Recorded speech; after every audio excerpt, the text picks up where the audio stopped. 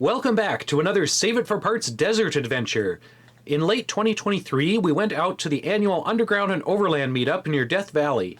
This trip involved exploring a ton of abandoned mines, checking out decaying ghost towns, and driving all the way around Area 51. That last part wasn't officially part of the event, we just ended up doing it. The mines and the aliens are in other videos. This one focuses on some of the ghost towns and forgotten places that we saw. We started our trip by camping at the former town of Ballarat, California. Founded in 1897, this town supplied nearby gold mines in the Panamint Mountain Range. The town was named after Ballarat, Australia, by a former resident of that country. Ballarat flourished until about 1905 and featured up to 500 residents, 3 hotels, a Wells Fargo station, a post office, a school, a jail, and a morgue. Living up to the rough and sinful reputation of the Old West, the town had 7 saloons but no churches. After the mines shut down, the population dwindled and the post office was closed in 1917. These days, the town has approximately 2 permanent residents who keep the tiny museum and store running and oversee the local campground. It's a popular spot for off-roading and has appeared in a few movies and TV shows. There aren't too many structures left at Ballarat, aside from the store and a few more modern structures from various prospecting and mining operations. We've walked around Ballarat a little more on some previous trips, and I'll link to a video from a few years ago that shows a little more of the surrounding town. The local cemetery holds several former residents, the last being a local character called Seldom Seen Slim. We next visited an abandoned mining camp or ghost town on public land. The nearby mine opened in 1899, and a small company town began growing around the mine and the mill location. The mine was abandoned during World War II, and the camp was left to sit empty. Apparently, it's currently owned by the Bureau of Land Management, which either neglects or actively destroys parts of it. The former ore processing mill has been torn down, and the buildings are suffering from vandalism and looting. It's a little worse for wear than the last time we saw it. Everything's a little more graffitied, a little more smashed up, windows are boarded. The local teenagers have definitely found it, and it has suffered. Yeah, it's too bad, really. This was in great shape last time we were here. We just happened to be here at night, so we didn't really see much of it. And now it's been pretty heavily vandalized.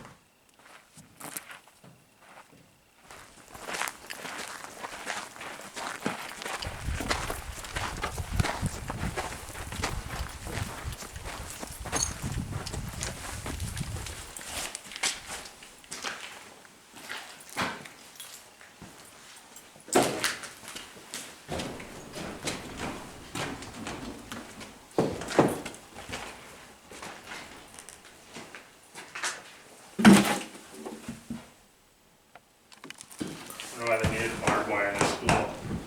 Keep those kids in line. Unfortunately, a lot of these places seem to suffer from bored teens or immature adults with a passion for breaking stuff. This mine camp is still one of the more intact sites in the area, but I'm not sure how long that will last. Pretty sure there's a pack rat in here. Something just scampered away from me. There's a big nest going on. Near Ballarat, we stopped in the local mining town of Trona. This isn't technically a ghost town yet, but it seems to be on its way there. A huge mineral processing plant dominates the town, and there have been claims that it causes cancer and other health issues. For whatever reason, half the town seems to be abandoned. On the other side of Death Valley, we checked out a few other well-known ghost towns. The most famous is probably Rhyolite, Nevada, once a booming city of 5,000 people in 1907. Rhyolite has some impressive building ruins, but has ironically become so touristy that it was less interesting to visit. There's just something about a ghost town that's fenced off with nice roads and interpretive signs that just takes all the fun out of it. Visiting Rhyolite felt more like visiting a museum or a theme park. It's great for the kids or as your first ghost town experience, but if you really want to explore something, you'll have to go elsewhere. We got bored and left fairly quickly. South of Rhyolite, I had a town called Carrera marked on my map. This turned out to be kind of a bust with only a few foundations remaining. However, nearby we spotted some more significant ruins that looked more interesting. This turned out to be a former cement plant that burned down basically as soon as it opened in 1941. There were some other people exploring the site, and we didn't really want to bother them, so we just took some pictures from the car on the way to explore a nearby mine. Also near Rhyolite, we found a place called Flor with a former mine and a small cabin that was supposedly the post office. This spot never became a real town, although it used to have some more buildings and a large mining operation. The mine is now slowly collapsing, with the surrounding land falling into the underground workings. The cabin was pretty intact and even had a stove inside. We ended up camping next to it for the night. This was a pretty nice spot to hang out. I'm not 100% sure if this is on public land. We got a visit from somebody with a nearby mining company, but they just kind of nodded at us and drove off. Maybe they keep an eye on the place to make sure nobody's destroying it.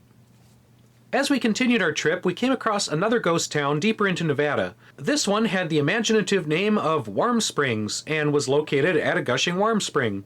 Unfortunately, the town seemed to be privately owned, with the buildings and spring fenced off. Southeast of Death Valley, we stopped at the Tecopa Date Ranch. This area also has hot springs, which we've visited on previous trips.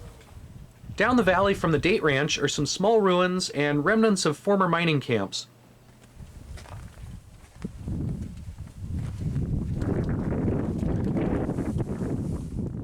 An old railroad grade follows the river valley here, adding to the Old West feel. This was a very scenic area and an easy hike from the parking lot, although some of the trails were overgrown. Back in Las Vegas on our way home, we experienced perhaps the beginnings of a new American ghost town. It seems like gambling and big resorts are declining in popularity. The whole Las Vegas Strip is looking pretty run down to me, with neglect and lack of maintenance visible everywhere. Even the tramway road seemed like it belonged in a scrapyard. Should have taken the real monorail. This one's the low-budget monorail. Review of this fake monorail thing. Not useful. Goes to the wrong casino. Says it stops at this one, doesn't actually stop at this one. Maybe one day when the casinos die out and the water runs out, this whole area will become a ghost town. I think I'd be more excited to visit Las Vegas at that point than I am right now. Well, that's all we have for this one. Make sure to check out my other videos from this trip, including the mine exploring and Area 51 nonsense. Thanks for watching, and we'll see you next time.